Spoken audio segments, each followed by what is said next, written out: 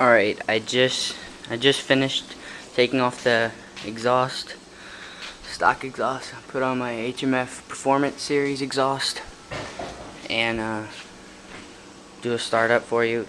Didn't really take that long, took maybe 30 minutes to take it off. Just had troubles fixing the plastics back to where they were, but I'm gonna start it up real quick.